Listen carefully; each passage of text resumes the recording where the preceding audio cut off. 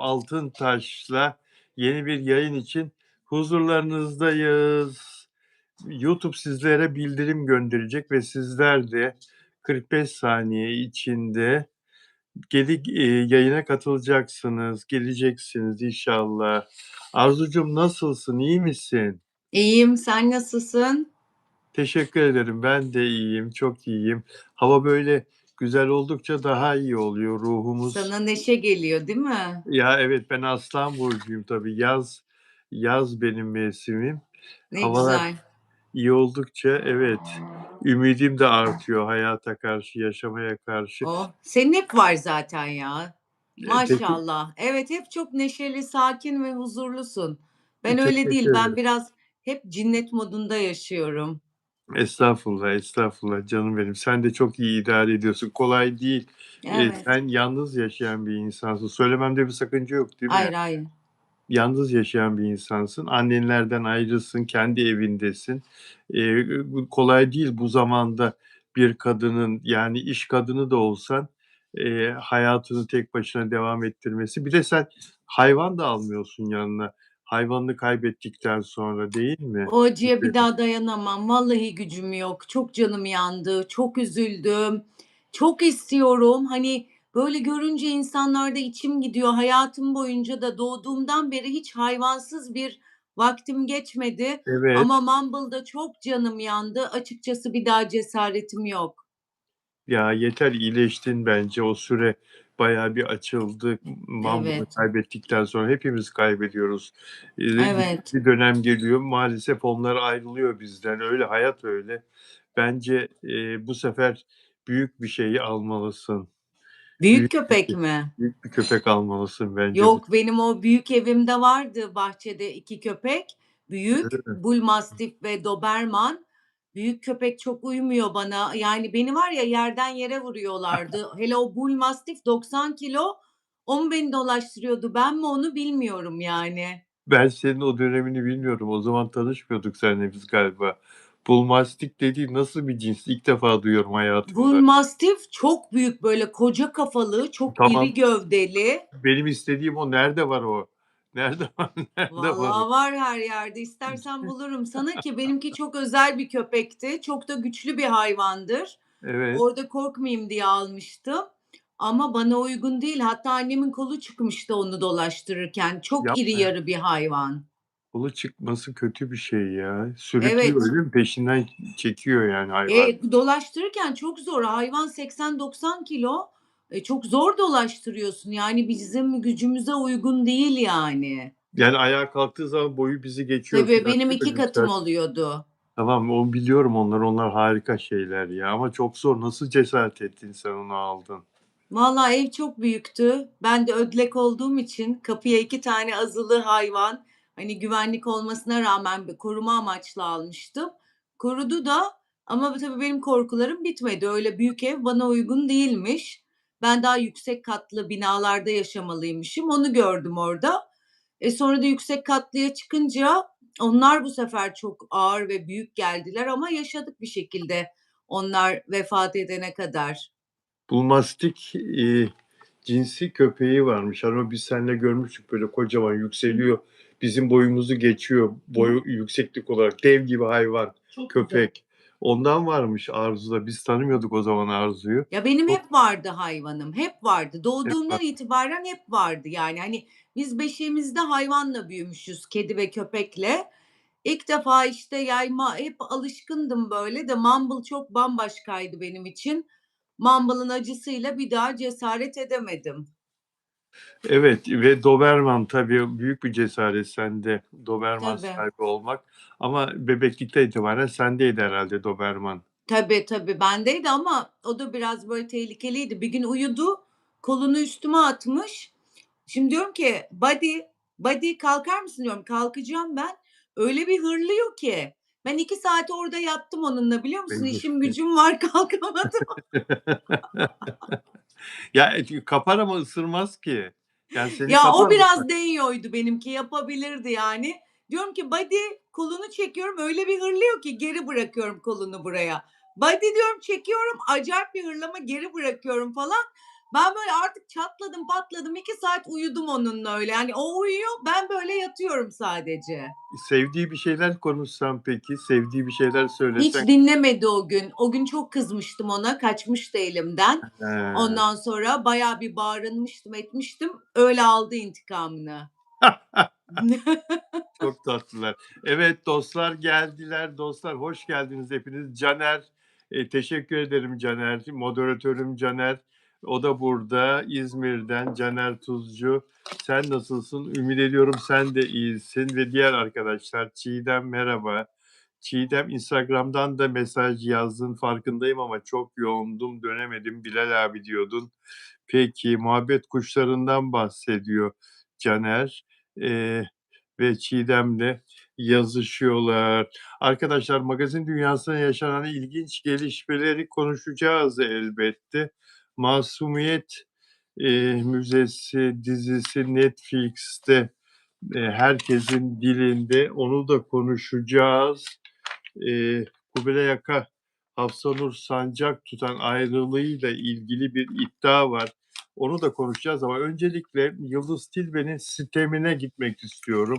Arzu Yıldız Tilbe eee, Kıbrıs'ta hafta sonunda bir konser verdi ve oradaki programı sırasında programına çıkmadan evvel gazetecilerle kuliste konuşurken Tarkan'ın konserlerini sordu muhabir arkadaşlar Yıldız Tilbe'ye. Evet, çok güzel geçmiş dedi.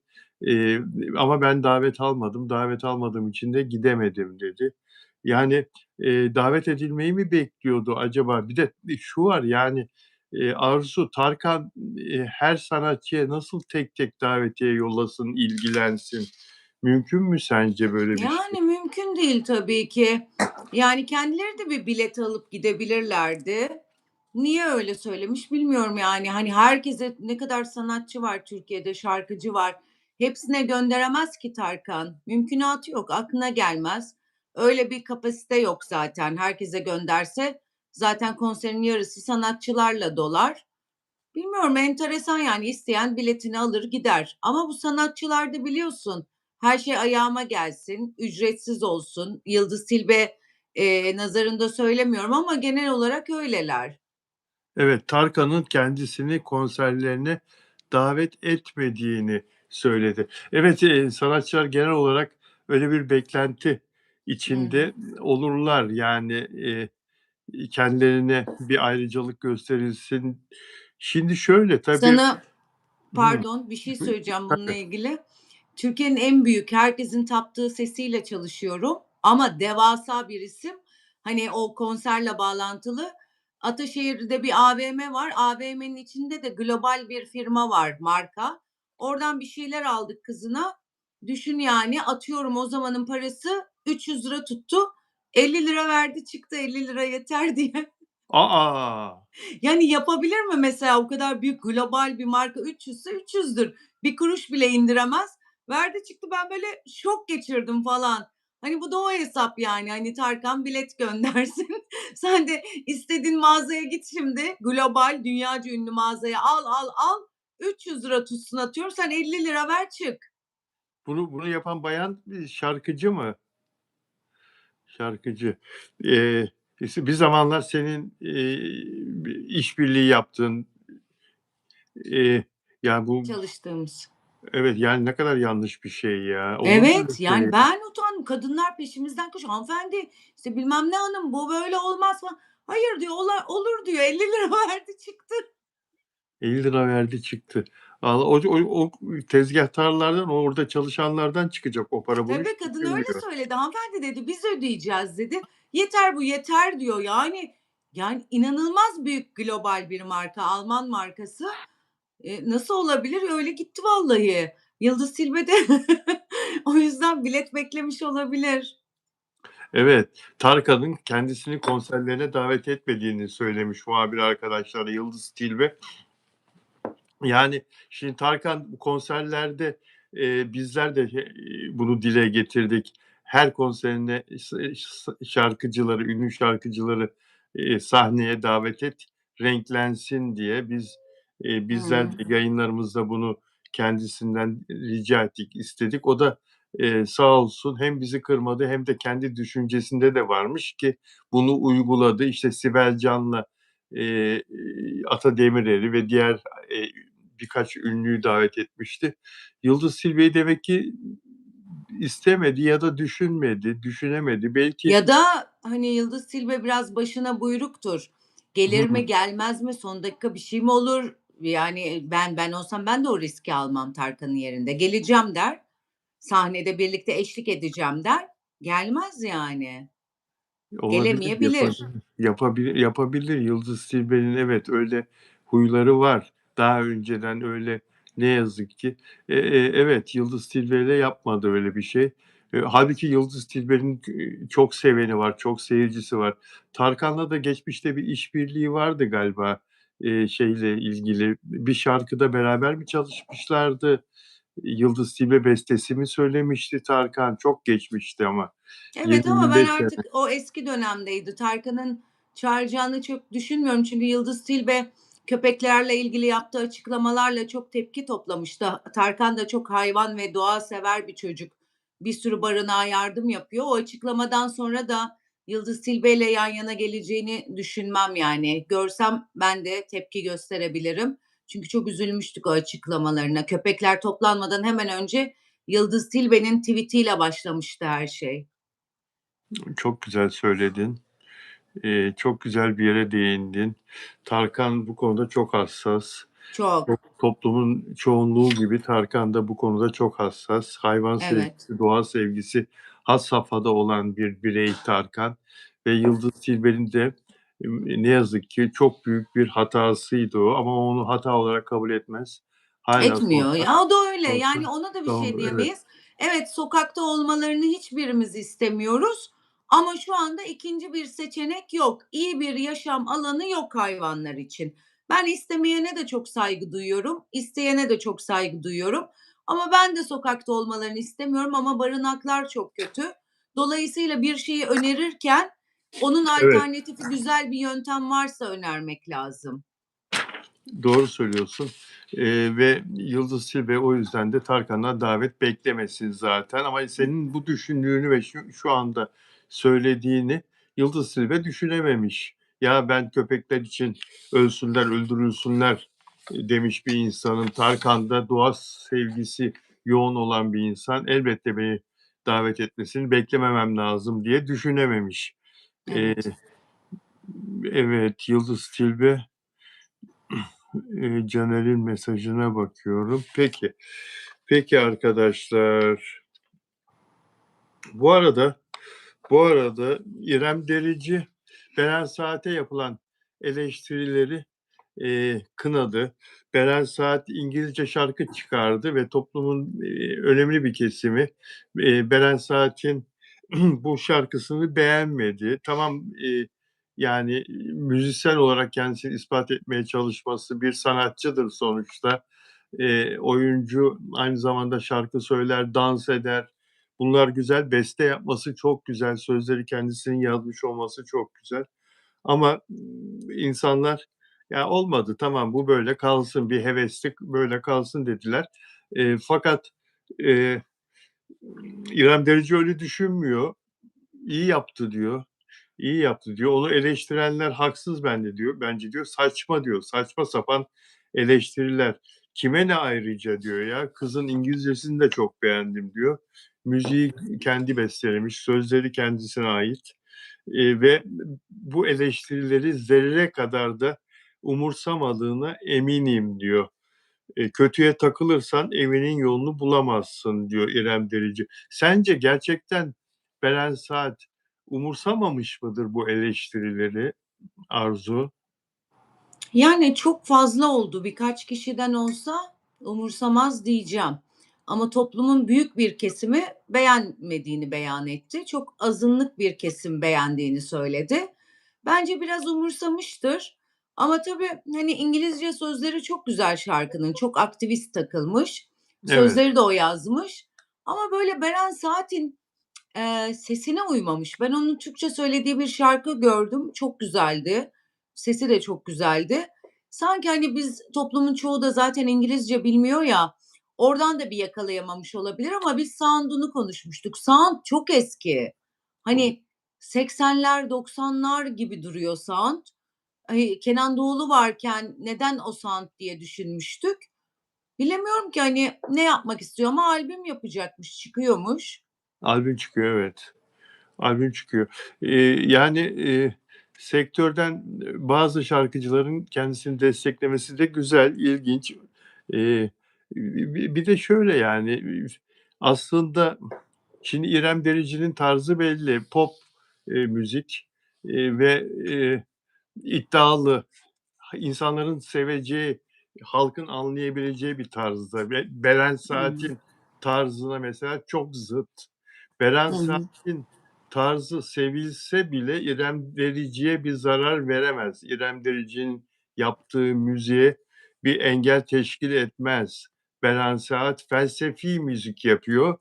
Söylemleri öyle, içeriği öyle. Görünmeyen kafeslere insanların hapsedildiğini filan anlatıyor. Eee, insanlar bir hayvanat bahçesi içinde filan gibi böyle Hı başka bir hı. dünyayı hayal ettiriyor.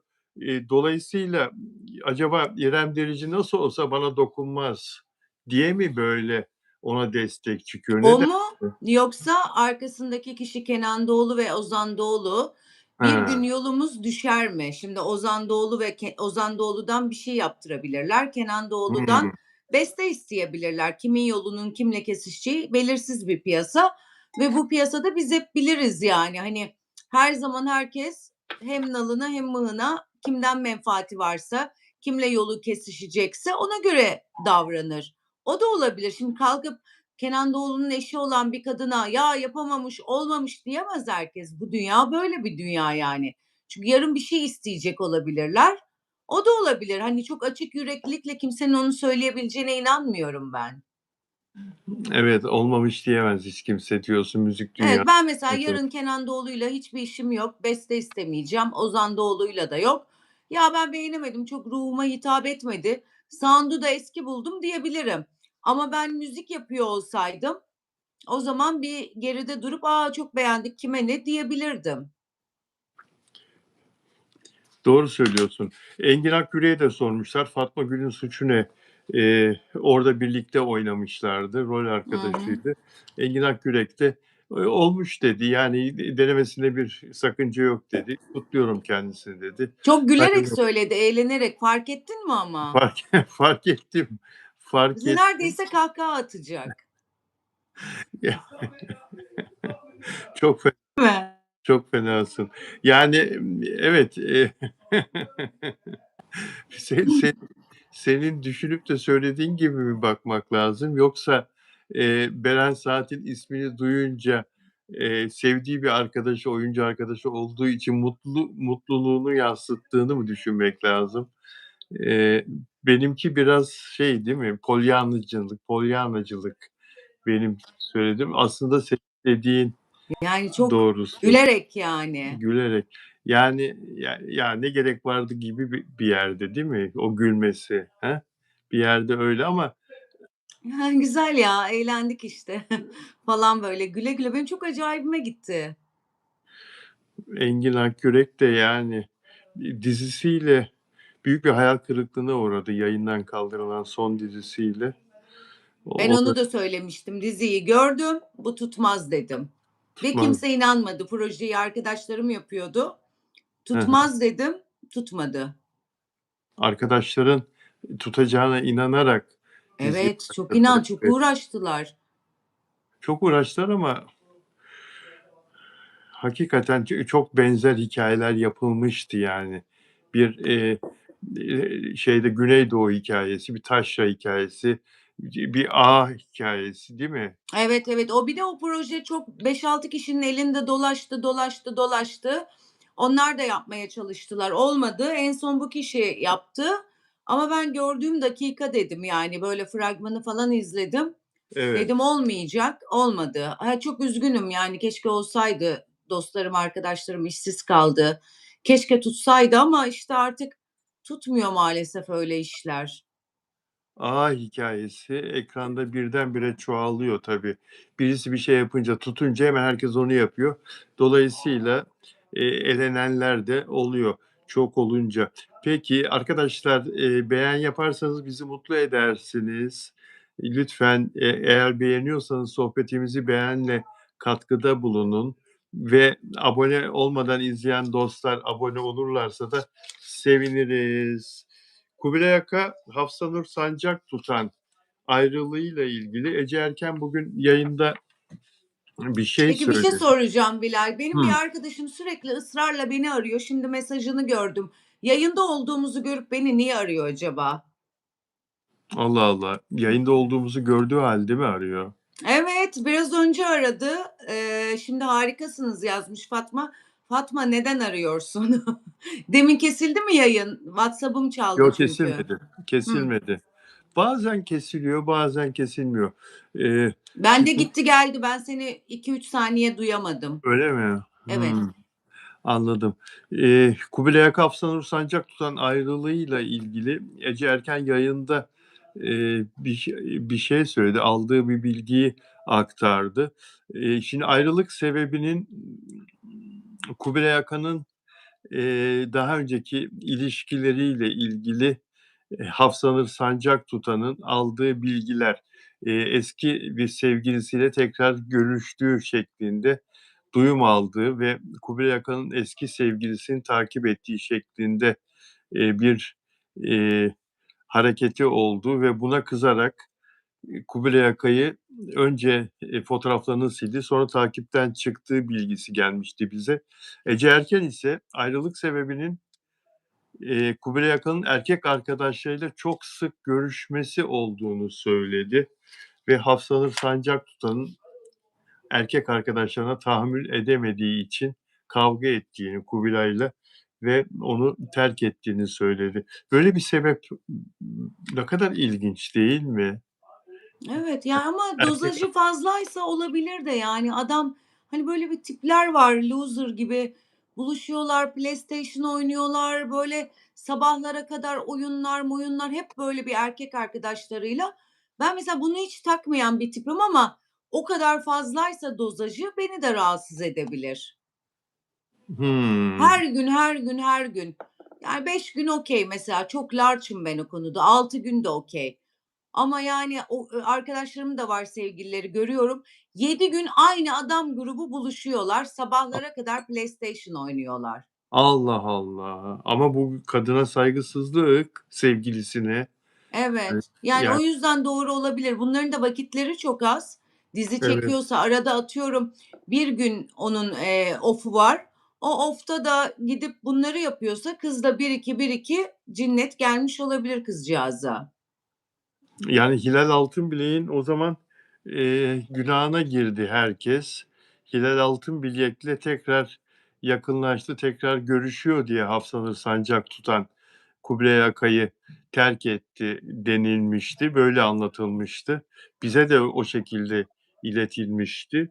Eee, yani ve Kubilay Akan'ın Ece Erken, Kubilay Akan'ın Hafsanur'a sırılsıklam aşık olduğunu söyledi. Çok sevdiğini söyledi. Hafsanur Sancaktutan'ın, evlilik düşünmediğini ama Kubilay Aka'yla hayatı paylaşmaktan keyif aldığını söyledi ve iddia etti.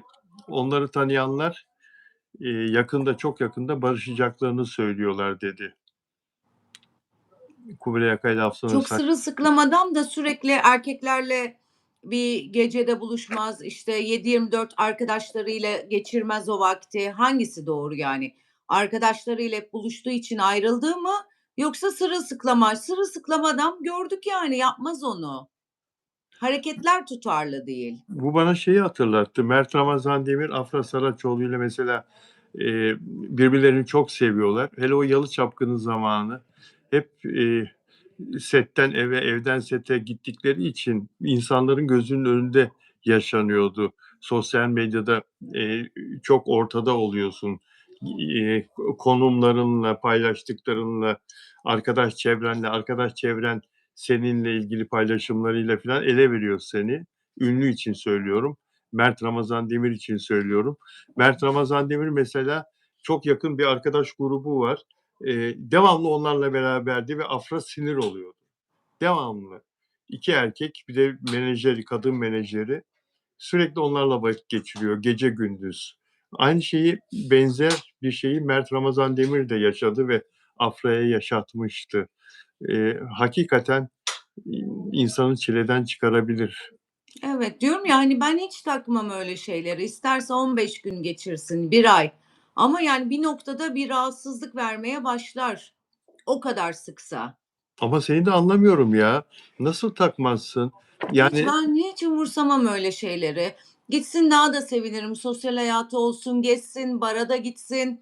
Sonuç olarak ben güveniyorsam, her yere güvenmiyorsam zaten benim hayatımda olamaz. ama sen Dolayısıyla sıkılmaz mısın yani? Seni yalnızlık basmaz mı ya? Yok, ben çok severim. Ben yalnız oturayım, kitabımı yapayım, bakayım, haberlerimi gireyim, 2 tane beğendiğim bir şeyi izleyeyim falan. Yalnızlık hiç koymaz bana. Hiç de böyle bazıları var çok kocacıdır, sevgilicidir. Hep yanında Evet. olsun, el ele otursun falan.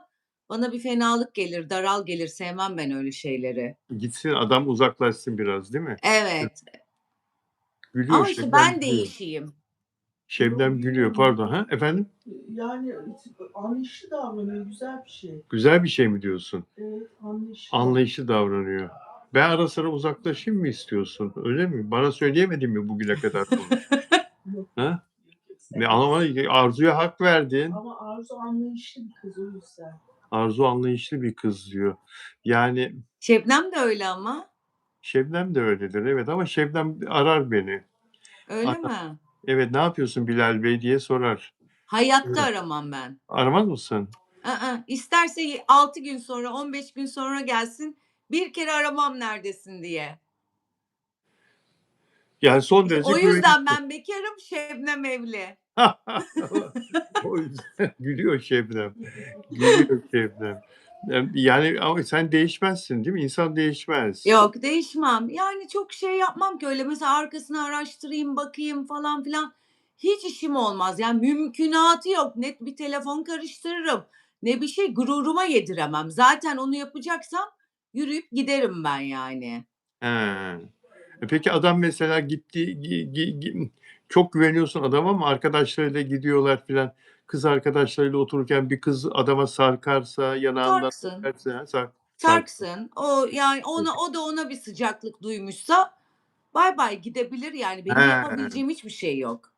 Yapabileceğim bir şey yok diyor. Zaten yani orada sarkmazsa başka yerde bir şey olur, değil mi? Yani, Bir hani, ben ona sertme engel varsa. olamam ki. Gitme, kadın özellikle kadınlar olsun, özellikle kız arkadaşları, erkek arkadaşları zaten seni seven ve sana saygı duyan insan geri döner. Onu yapmaz ki ben öyleyim yani. Ben istersem orduya gireyim, bir tabur askerin içerisinde olayım. Hiç onlar yani sevdiğim adamın haricinde kafamı kaldırıp bakmam.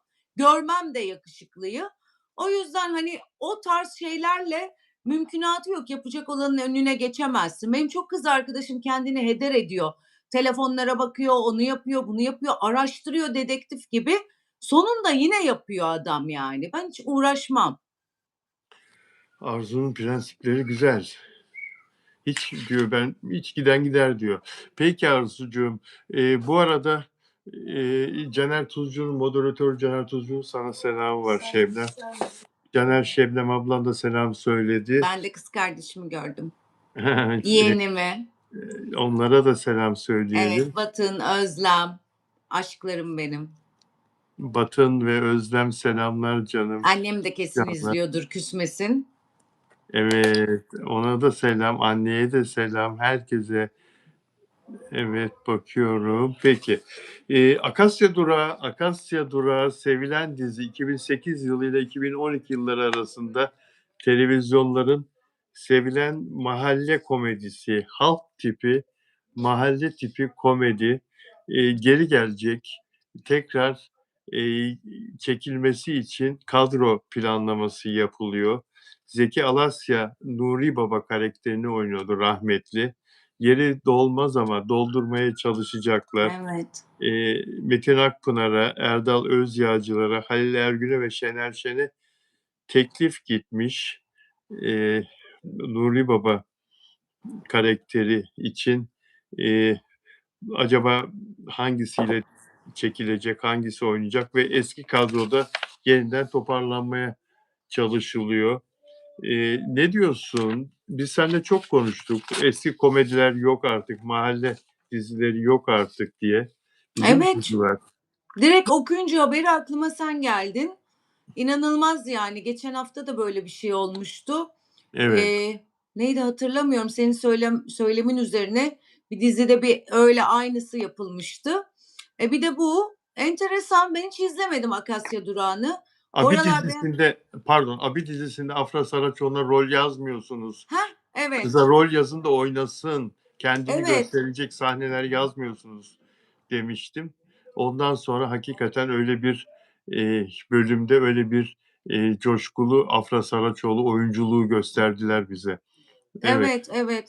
Ya, bunu konuştuk hep, işte, neşeli diziler olsun, aile dizileri. Akasya Durağı en kült olmuşlardan bir tanesi. evet, Akasya Durağı geliyormuş. Ben hiç izlemedim Akasya Durağı'nı ama hep fragmanlarına hakimim. O yıllar ben fellik fellik geziyordum biraz oradan oraya, oradan oraya.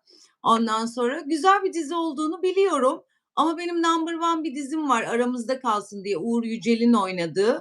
Onun da devamını çekerlerse ben aşıktım. Ne zaman depresyona girsem o diziyi açıp izliyorum. Her bir sahnesini ezberledim. O da böyle küt diye çıkmıştı hayatımızdan. İnşallah onu da çekerler. Biraz mutlu oluruz. İnşallah, inşallah. Evet, biz, Arzu'yla son zamanlarda dizileri eleştirirken, bu mafya dizilerinin silahlı, kavgalı, şiddet içeren dizilerin ne kadar ağırlıkta olduğunu artık, yani, ekranlara bakamaz hâle geldiğimizi, sert aile çatışmaları, ahlaksız aile ilişkilerini anlatan diziler ekranı domine ediyor diye, Arzu'yla eleştiriyorduk hemen hemen her yayında, ve böyle bir, eski mahalle dedikoduları mesela Perihan Abla, işte, eee, ve, şimdiki Akasya Durağı gibi dizilerin, eee, bir Dün daha akşam da sözünü balla kesiyorum. estağfurullah. Yine senin, yayınlarda hep söylediğin dedin ki bir dizide şiddet yoktu, dozu arttırdılar, şiddet gösterdiler. Dün akşam çok ekstrem bir şey oldu. Sana hatta çektim de atamadım, çok kalabalıktı ev. Rüya Gibi vardı ya, Hımm, Show TV'de yayınlanan çok soft bir dizi. Hatta demişti ki başrol oyuncusu, "Biz mafya dizisi değiliz, töre dizisi değiliz, afişimiz böyle mi olsaydı?" demişti. tamam, Çok hatırladım. soft ve Seda tatlı. Bakan, Seda Evet, Bakan, evet. çok güzel gidiyordu dizi. Dün akşam şöyle bir şey oldu. Yanındaki mafya olan adam ama o böyle daha tatlı, hiç böyle vurma kırma hiçbir şey görmedik biz. Adamı tak diye uzaktan tüfekle vuruyorlar. Bu hafta oldu. Adam vuruluyor ve kız beyaz bir tişört giyiyor. Sana çektim, atacağım onu. Her tarafı kan. Her taraf ama Seda Bakan kıpkırmızı. mı kanlandı? Biz Her mafya taraf. dizisi değiliz diyordu. Sen demiştin ya dozaj yok, şiddet Ya, dozajı yok diye bunu koymuşlar falan. Şimdi bu dizi de çok reyting alamıyor ama çok güzel bir dizi. Hak ettiğini bulamayan bir dizi. Ona da böyle bir sahne koymuşlar. O beyaz tişört üstünde kanlı haliyle bir 5 dakika falan ekranda durdu. tamam. Hatta çektim sana atacağım diye. Şimdi konuşurken aklıma geldi. Unuttum sana atmayı. Ya, at lütfen. Evet, yani, çözümü ne yazık ki böyle şiddette, kanda, silahta arıyorlar. Evet, Çok yanlış bir mantık. Perihan Abla, Bizimkiler, Akasya Durağı gibi dizilere hasret kalmıştık. Bunlar, yeniden keşke olsa diye konuşurken Akasya Durağı ile ilgili böyle bir müjdenin gelmesi hakikaten, çok sevindirici. Ve, maliyeti de daha az. evet, Bu eski dizilerin, böyle dizilerin çünkü zaten marka tutmuş, imzasını atmış sektöre değil mi? Bir de, tek mekân, yani taksi durağı ve çevresinde olan bitenler. Öyle büyük bir, masraf, çok büyük bir masraf gerektirmiyor. Yani bir bölüm diziler şu anda 25-30 milyona mal oluyor.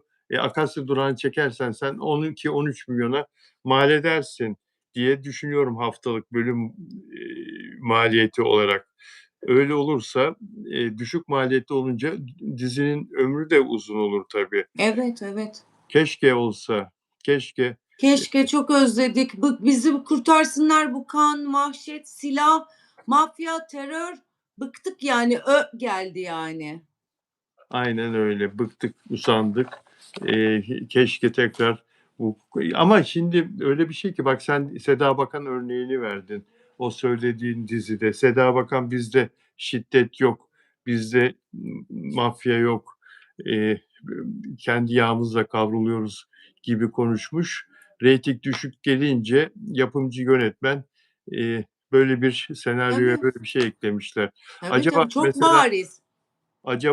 acaba diyorum, inşallah olmaz da Akasya Durağı Eylül'de düşünüyorlar ekrana getirmeyi Akasya Durağı'nı. Eylül'de yayına girdiğinde reytingler düşük gelince mafya taksi şoförüyle kızacak, kavga edecek. Taksi şoförü ona hadi git diyecek, in arabadan diyecek. İnecek adam gidecek. İki saat sonra arkadaşlarını toplayıp gelecekler. Dırrrr, taksi durağını tarayacaklar. Mesela böyle bir şey yazarlar mı senaryoya? Vallahi Rating olabilir olsun diye. çünkü 98 diyoruz. 98'de o kadar şahaneydi ki hayatlarımız. Tek tük cinayet duyuyorduk. Tek tük yani. Tek tük hırgür falan duyuyorduk etrafımızda, gazetede, orada burada.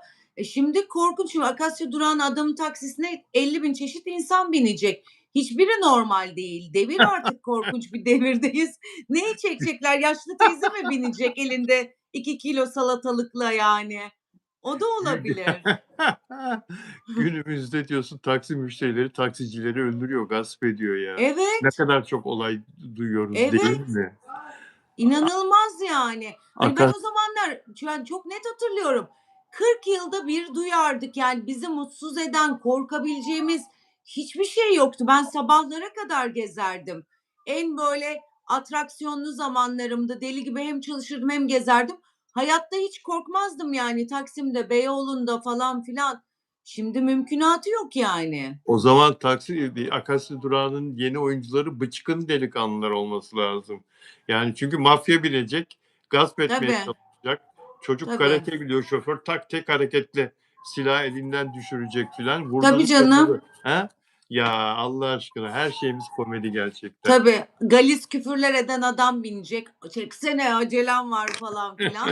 Kalmadı ki düzgün ve sakin insan. Herkes çok mutsuz. Çok Biz gergin, çok öfkeli herkes. Arzu biz safız ya biz senle. Biz zannediyoruz ki hala o 98-2000'li yılların başındaki dizi gibi dizi çekilecek Akasya Durağı. Halbuki günümüzü anlatması Tabii, lazım değil tabii. mi? Müşteriler. Tabii ki takside neler oluyordur düşün yani. Ya, maalesef ki Allah hepsinin ailesine sabır versin. Bir sürü taksici öldürüldü. Kim bilir neler işleyecekler. Ben hiç sanmıyorum öyle lay lay lom teyzelerin bindiği, mutluluk verecek bir şey olacağını hiç düşünmüyorum. Çünkü mutluluk verecek hiçbir şey yok. Hiçbir şey yok. Arzu, cildimin giderek daha da böyle bir parladığını görüyor musun? Görüyorum bugün çok inanılmaz değişiksin. Saçın da, cildin de. Teşekkür ederim Gözde Gizem sayesinde. Gözde Gizem Ataşehir'de benim arkadaşım. Ona haftada 2 kere uğruyorum artık. Daha evvelden daha az gidiyordum. Haftada 2 kere uğruyorum Gözde'ye ve onun ozon terapisi var cilde uyguladığı. Onun sayesinde cildim, hakikaten bir sürü sıkıntıdan kurtuldu ve daha böyle fresh, daha parlak, kendimi daha iyi hissediyorum, Evet. sağlıklı Zaten hissediyorum. gençtin de çok fresh duruyorsun ama ben altta kalmadım. Ben de dünyaca ünlü bir kaşçıyı bekliyordum. Kaşımı yaptırdım. Emina, Evet, Emina, Emina. Emina'yı biliyorum. Emina aynen. Biraz bana da ödleyim dokundu. ben. Bana Hı, da dokundu Emina. Bana da dokundu. Yani evet. çok fark ediliyor. Baksana. Çok Çok net. fark Kaşımda hiçbir boya yok. Bir de dip liner çektirdim. Tabii makyajdan o belli değil. Ama çok freshleşti. Yüzüm yukarı kalktı. Çok bayıldım. Çok sıra beklemiştim onda. Elime geçirince yaptırdım hepsini. Emina Gözde Gizem'de de, işlem yapıyor. Gözde Gizem'le de işbirliği hâlinde orada da işlem yapıyor. Ben zaten orada yakaladım kendisini. Sağ olsun beni kırmadı. Randevum olmadığı hâlde, ilgilendi benimle. Evet, Tabii ki de. Seni eee, kimse kıramaz. Teşekkür ederim canım. Peki, ya, Daphne Joy Foster'la ilgili bir zamanların ünlü televizyoncusu ve ünlü oyuncu Daphne Joy Foster'la ilgili Tuğba Kalçık Sabah gazetesinden arkadaşım, röportajlarıyla zaman zaman ses getiriyor Tuğba. Çok güzel röportajlar yapıyor. Annesiyle Hatice Hanım'la, Hatice Foster'la röportaj yapmış. Kadıncağız Defne'yi öldürdüler diyor ve üzerini örttüler diyor. Yani üstünü kapadılar olayın diyor. Sanki astım ilacıyla alkolün bir arada kullanılmasından dolayı kalbi durmuş gibi bir adli tıp raporu çıkardılar diyor.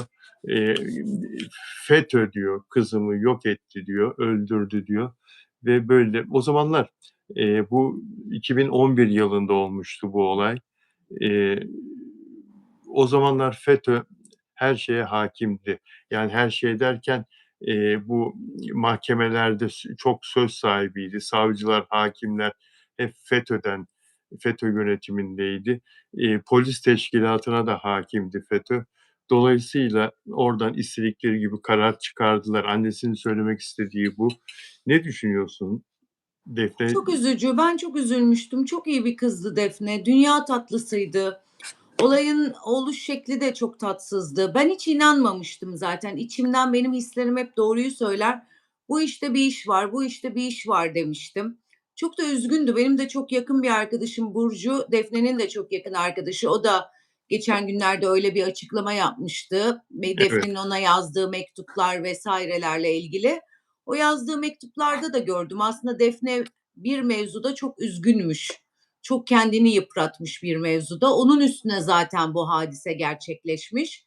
Ama işte evet, bizim toplumda biliyorsun kadın herhangi öyle bir durumda bir kadeh bir şey içse o olsa bu olsa hep burun abalıya yapılan bir toplum. Çok üzücü oldu ölümünden sonrası da. Umarım bir gün ne kadar aydınlanmayan, ne kadar üstü kapatılan, bizim yanlış gördüğümüz her ne varsa bir gün hepsi tek tek ortaya çıkar diyorum. Çıksın ki ruhları huzur bulsun yani. İnşallah çıkar. Ahmet Altan, Taraf Gazetesi yazarıydı Ahmet Altan. Taraf Gazetesi FETÖ'nün gazetesiydi. FETÖ'nün çıkarttığı, finanse ettiği, FETÖ'yü destekleyen bir gazeteydi. Ahmet Altan onun genel yayın yönetmeniydi. Eee, 2016 yılı öncesinden bahsediyorum. Ve oğlu Kerem Altan'ın evinde ölmüştü. Ahmet Altan'ın oğlu Kerem Altan'ın evinde ölmüştü Defne. Ve Defne FETÖ'ye ilk kez FETÖ diyen, o güne kadar FETÖ'yü hizmet hareketi olarak, yardım hareketi olarak, bir iyilik tarikatı olarak biliyordu Türk toplumu. Ancak bazı kuşkular vardı. FETÖ'nün terörle ilişkili olduğuna dair ispatlanmamıştı. Daha o zaman Sayın Tayyip Erdoğan'ın başbakanlığı dönemiydi ve Fethullah Gülen'le hükümetin hiçbir sorunu yoktu. Hatta bakanlar filan ondan gayet iyi konuşuyorlardı ki o dönemde Daphne Joy Foster FETÖ demişti ve kötüyü işaret etmişti. Yani bunun perde arkasında başka bir şey var diye bir işaret etmişti. Bu yüzden Defne'nin öldürüldüğü, hedef haline getirildiği ve öldürüldüğü iddia edildi. O akşam evde Tolga Karel'in olduğunu da söylüyor annesi. Defne'nin öldürüldüğü evde oyuncu Tolga Karel'in de olduğunu söylüyor ve şöyle devam ediyor. Bugün diyor o evin sahibi Kerem Altan da Tolga Karel de Türkiye'de değiller. O olaydan bir süre sonra ikisi de Amerika'ya yerleştiler diyor. Ve bu konunun tekrar incelenmesini istediğini söylüyor. Bu dosya tekrar açılsın diyor. Eee, Ben de Sayın Adalet Bakanı'na bir video çektim bu konuda bugün. Sayın Adalet Bakanı'na seslendim ve Türk kamuoyunun vicdanının rahat etmesi için bu dosyanın tekrar ele alınmasını rica ettim, İnşallah. talep ettim. Eee, Çünkü arzu, herkes hatırlayacaktır. FETÖ o zaman mahkemelere hakim olduğu için dilediği duruşmalarda, davalarda kararı dilediği gibi çıkarıyordu ve FETÖ 16 Temmuz 15 Temmuz 2016 eee, kalkışmasından sonra gerçek yüzü ortaya çıkınca birçok, dosya yeniden yargılanma oldu. Birçok dosya yeniden hâkim karşısında özellikle o generaller, orgeneraller filan ve, bütün o kararlar değişmişti. FETÖ'nün mahkemelerinin verdiği kararların tersine kararlar alınmıştı.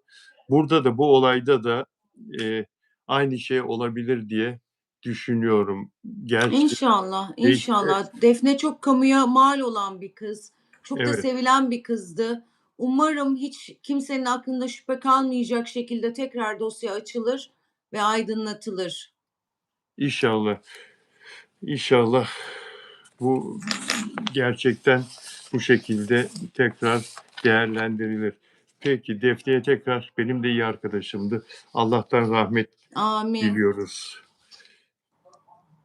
Sıla Türkoğlu Ata Ayyıldız'la sevgilisiyle evlenecek. Bugünkü bir gelişme bu. Bodrum'da aşklarının başladığı yerde evlenecekler. Bunu yazın gerçekleştirecekler. İşletmeci sevgilisi Ata Ayyıldız geçen Ağustos ayında İtalya'da evlilik teklifinde bulunmuştu. Sıla kabul etmişti. Şimdi de evlilik tarihini, evlilik zamanını belirlediler. Ne diyorsun? Sıla Türkoğlu insanların sevdiği, beğendiği bir oyuncu. Mutlu Yani olsun. daha önce Ezgi Mola da biliyorsun işletmeci birisiyle evlenmişti, Evet, Mustafa'yla. O yürümemişti. Hani oyuncu ve işletmeci ilişkisi yürümüyor. O açıdan bakıyorum ben. evet. İnşallah yürür. Hani olmamış bir şeye negatif konuşmayı hiç sevmem. Yani inşallah yürür ama işletmeci ise yani işi işletme ise biraz zor tabii. Kız da oyuncu, o da işletmeci. Hem vakit zaman dar hem de biraz önce de konuştuğumuz bir sürü karışık kuruşuk ortamlar. Bilmiyorum ki Ezgi Mola geldi aklıma. Ezgi Mola'nın da yürümedi işletmeciyle. Ezgi Mola'nın sevgilisinin, kocasının Ezgi Mola'ya ihanet ettiği iddiaları konuşuldu bir ara. Evet. O iddialar geldi ve Ezgi Mola'nın bunu fark edip hemen kısa sürede bir iki gün içinde boşadı adamı. Hı hı. Böyle konuşulmuştu. Eee, Bir evlatları var. O yüzden görüşmeye Evet. devam ediyorlar. Araları her şeye rağmen yine iyi. Çocukları için bir aradalar. Şimdi bu Sıla Türkoğlu daha önce Alp Navruz'la birlikteydi. Oyuncu Hı Alp hı. Navruz'la sevgiliyken Alp Navruz bu şimdiki sevgilisiyle, Sıla Türkoğlu'nun şimdiki sevgilisi Ata Ayyıldız'la çok iyi arkadaştı. Ve Alp Navruz, Sıla Türkoğlu'yla birlikte sık sık Ata Ayyıldız'ın mekânına gidiyorlardı. Cihangir'deki mekânına gidiyorlardı. Orası kafe, kahvaltı, öğle yemeği Hı filan da hı. veriliyor. Yine bir sefer oraya gittiklerinde Sıla Türkoğlu, Afra Saraçoğlu, Alp Navruz arkadaş grubu olarak oraya gittiklerinde Eee, Alp Navruz Ata Ayyıldız'la tanıştırıyor Sıla'yı. Eee, "Benim" diyor, "arkadaşım burayı işletiyor." diyor. Ata Ayyıldız'la Sıla Türkoğlu'yla tanışıyor ve hatta o tanışmada Sıla Türkoğlu'nun mail şeyini alıyor, Instagram adresini alıyor network için diye. Kendisi aynı zamanda, bilişim işiyle de uğraşıyor Ata Ayyıldız ve Sıla Türkoğlu bunu daha sonra bir televizyon programında anlatıyor ama Alp Navruz'dan bahsetmeden bir arkadaş grubuyla gitmiştik mekânına, orada tanışmıştık filan diye. Ve Sıla Türkoğlu'yla, Alp Navruz ayrıldıktan bir süre sonra da Ata Ayyıldız'la Sıla Türkoğlu bir şekilde görüşmeye başlıyorlar. Şimdi değil de bundan bir süre önce Sıla Türkoğlu bunu televizyon programında anlattığında çok eleştirildi. "Ya, sen eski sevgilinle tanıştığın, onun kankası olan adamla şimdi çıkıyorsun." Eski sevgilisi Ata Yıldız'la Alp Navruz'la görüşmüyorlar bu arada. Alp Navruz bıraktı arkadaşlığı, kesti, attı. Doğal olarak. Ya, adam mı yok ya? Adam mı yok? Neden böyle yaparlar kadınlar? Yani demek ki çok etkilenmiş Sıla. Onu gördüğü anda demek ki Kadınlar da adamlar da yani orada kankalık müessesesine ait olanlar Alp Navruz'la diğer beyefendi. Ata Yıldız. Onlar kanka yani. Hani kadın Kadın daha mı yok? uzakta. Kadın mı yok? Kadın mı yok, değil Evet, mi? yani. Ne bileyim, bana çok ters ya. Büyük konuşmayayım da büyük konuştuğum her şey başıma gelir. Ama ters yani. Dünyada kadın mı yok, adam mı yok? Bir kere hani atıyorum benim yanımdaki arkadaşımın yanındaki herkes sevgilileri benim eniştemdir, kankamdır. Mümkünatı yoktur yani. İşte benim yanımdaki adam da öyle davranması gerekir yanımdakilere. Bilmiyorum, benim çok aklım hayalim almıyor yani. Enteresan geliyor bana ama tabii büyük konuşmayayım yani. Evet. Yani, o bakımdan da insanların hafızasında bu. Yani unutulmuyor tabii bazı şeyler. Tabii, tabii. Ama Ama orada adamlar suçlu yani ikisi kanka, ikisinin evet, birbirine kankalık borcu, vefası var. Kız daha dışarıda. Adamlar birbirine ihanet etmiş olmuş orada.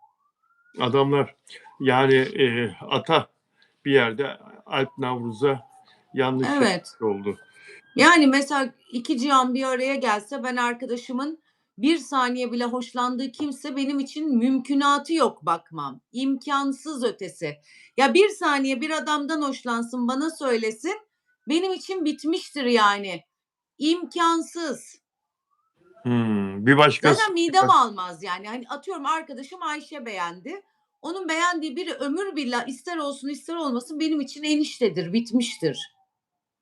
o daha önce beğendi diye mi?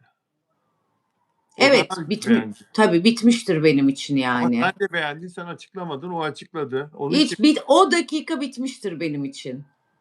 İmkansız diyorum ya, mümkünatı yok yani. erkek onu beğenmezse seni beğenirse İmkansız. Bitmiştir. Arkadaşım Ayşe beğendim demiştir. Benim için o adam ister ilişkisi olsun, ister olmasın, ister hiçbir şey olmasın benim için eniştedir ve bitmiştir yani.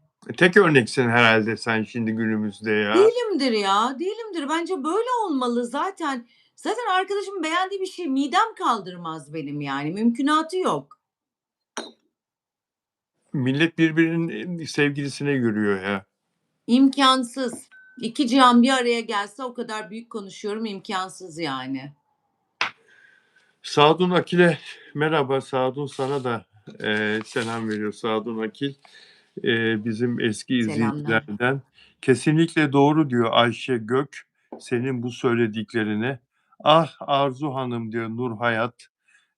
Yıldız Çelik çünkü diyor seni çok seviyorlar ya. Sen ne kadar dobra bir insansın Arzu ya.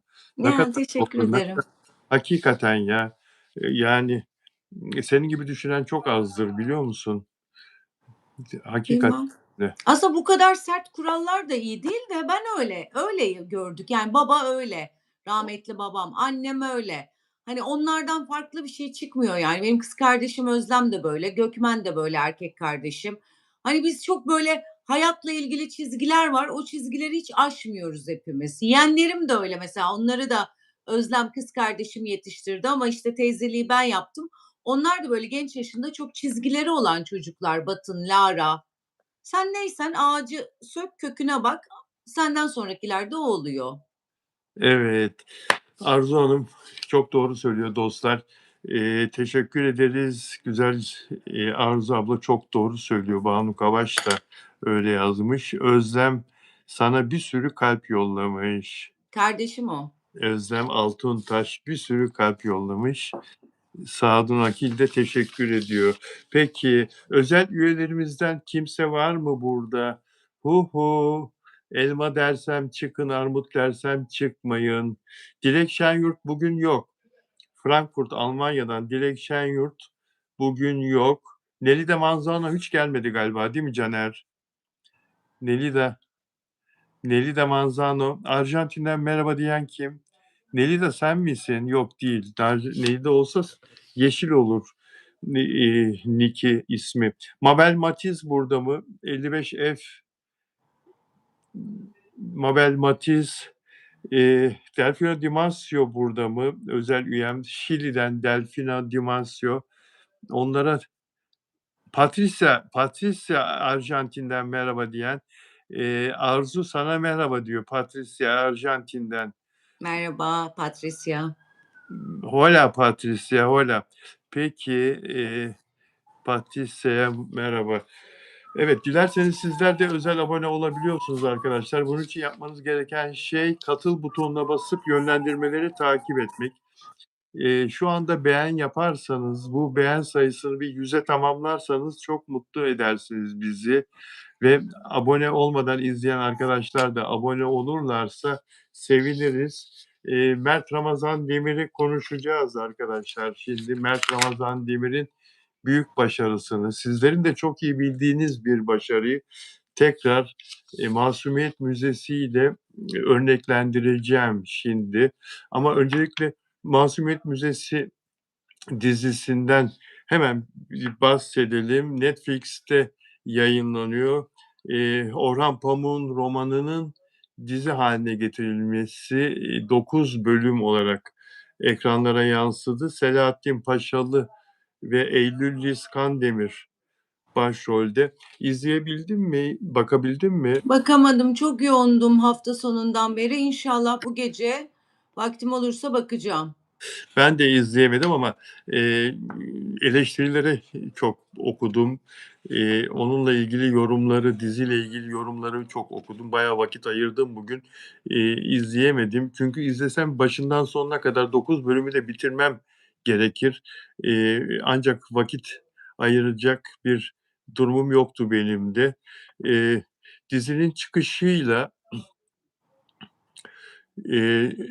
romanın satışında büyük artış olmuş. Yüzde %885 artış olmuş. Roman satışı patlamış. Masumiyet Müzesi, Orhan Pamuk'un romanı ve diziye Türkiye Netflix'te çok büyük ilgi var. Türkiye Netflix'te birinci sırada izlenmelerde. Şimdi olumlu eleştirileri okuyayım önce arkadaşlar. Başlık başlık çıkardım. Görüntü yönetimi ve dönem atmosferi övülüyor dizideki. Biliyorsunuz 70'lerin İstanbul'da geçen bir dönem dramı. Oyunculuklar, özellikle Füsun karakteri, özellikle Eylül Liz Kandemir'in oyunculuğu dikkat çekiyor. Selahattin Paşalı'nın oyunculuğunu eleştirenler olduğunu fark ettim, okudum. Her sahneyi aynı başarıyla canlandıramadığını söylüyorlar. Roman atmosferine sadık kalma çabası öne çıkıyor. Olumsuz eleştiriler ise şöyle: hikâyedeki takıntılı aşkın romantize edilmesi bazı izleyicileri rahatsız etmiş. Yani romantize etmeleri, takıntılı aşkın, hastalıklı hâlin, romantikleştirilmesi dizide. Ana karakterler arası kimya bazı yorumlara göre zayıf kalmış. Romanın derinliğinin dizide tam hissedilmediğini söyleyenler var. Şimdi Türkiye'de medyada da, sosyal medyada da, uygulamalarda da görmüşsünüzdür. Masumiyet Müzesi bugün öne çıkıyor. Herkesin önüne bir anda geliyor Masumiyet Müzesi ile ilgili paylaşımlar. Türkiye'de Netflix'te birinci sırada ama dünyada ilgi görmedi arkadaşlar. Dünyada Türkiye'den en çok ilgiyi ne gördü? Mert Ramazan Demir'in Metruk Adam filmi gösterime girdiği andan itibaren Amerika'da ve diğer 74 ülkede yayınlandığı ülkelerde ilk 10'a girmişti. Özellikle Latin Amerika ülkelerinde birinci olmuştu Metruk Adam. Amerika Birleşik Devletleri'nde ise beşinciydi. Can Yaman geçtiğimiz günlerde Sandokan projesinin Netflix Amerika'da 9. sırada yer aldığını paylaştı. Can Yaman başrolde. 9. sırada, ilk 10'da çok kısa sürede kaldı arkadaşlar Netflix Amerika'da Sandokan. Hemen düştü oradan aşağıya. Ancak Metruka'da Mert Ramazan Demir'in başrolde oynadığı film Amerika'da 5. sırada çok uzun süre kaldı. Ve fakat Mert Ramazan Demir hiçbir zaman bunu kendisi paylaşmadı. Biliyorsunuz onu iyi tanıyanlar sosyal medyada da zaten çok fazla ilgilenmediğini Mert Ramazan Demir'in, bu da oyuncunun hakikaten ne kadar güzel bir başarı elde ettiğini gösteriyor. Şimdi biz Masumiyet Müzesi ile övünüyoruz. yazarının Nobel kazanmış olduğunu ve dolayısıyla çok güzel, çok başarılı bir roman, işte dizisi de muhteşemdir, şudur budur filan diyoruz ama dünyanın umurunda olmayabiliyor. Çünkü o Netflix denilen o alem, o işte sinema alemi, televizyon dizileri alemi bambaşka. Yani her gün oraya binlerce yükleme yapılıyor.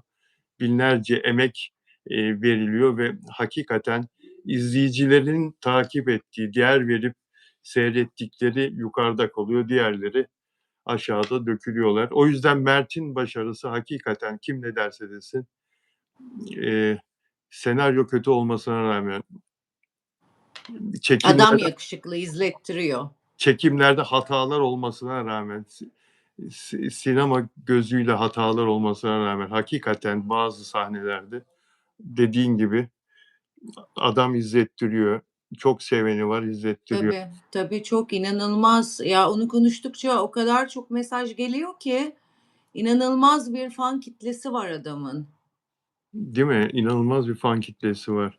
Tabii. Eee, Şimdi işte oynayacağı bu dizi de kanal bulursa inşallah. Daha henüz kanal bulamadılar. Ne Bulamadım, acıdır, evet. ne acıdır değil mi? Yani bu Evet. Delikanlı dizisi için Daha da bulamayacak bak görürsün.